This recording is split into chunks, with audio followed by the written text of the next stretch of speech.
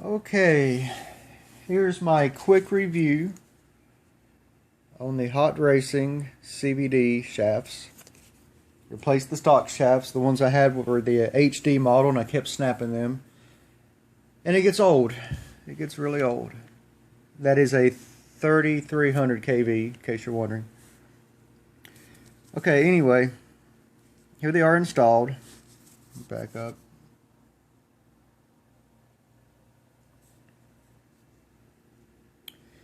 Now, first off, if you can tell, they did away with the pin. They made a keyed design. Let me focus this here. Thank you. Alright, keyed. Which I like. I don't like the pins. We'll see how that holds up. Let's see how it holds up. Avid bearings. Of course, you want them. Or Fast Freddy. Alright, where the dog bone goes into. I don't know the name of that. I'm not going to make one up. So let me focus again. As you can see, I got some blue Loctite on it. As you can see, it uses the stock pin, but everything else gets replaced. Everything.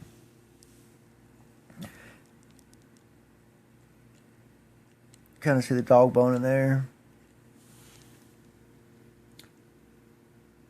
There's one concern I have. They claim that this design versus the MIP 8106 doesn't bind.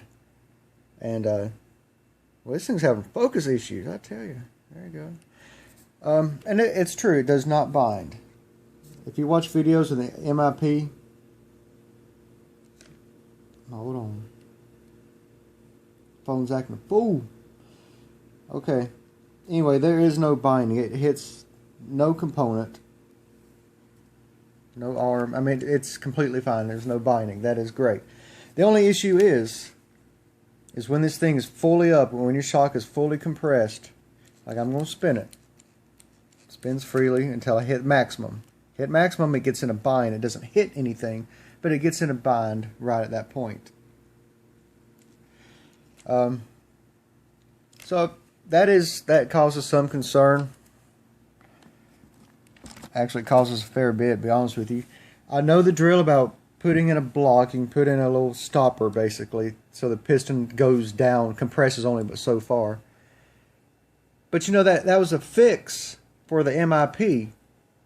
With these, I shouldn't need it, but I feel like I do. So I'll cross that bridge later. But just to show you, full compression, well, it's tough to do with one hand, but I've tested it without the camera. It does bind. It's not like, well, the shock won't let it allow the arm to move up that far. It does, and it does hit. And when that gets in a bind, I mean, I'm telling you, it's a pretty heavy bind.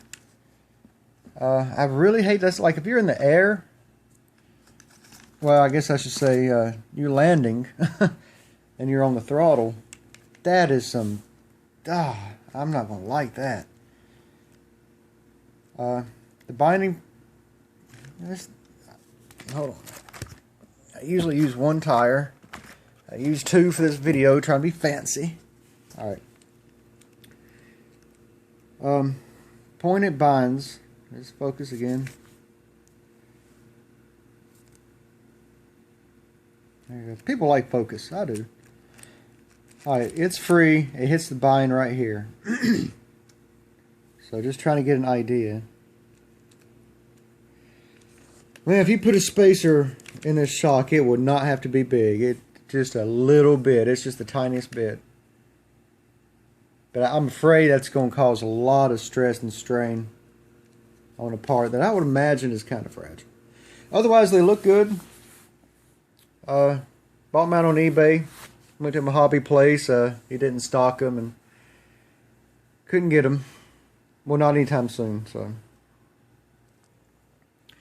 there she is. That's the drive shafts. I will post an update if I have some kind of issue out of them.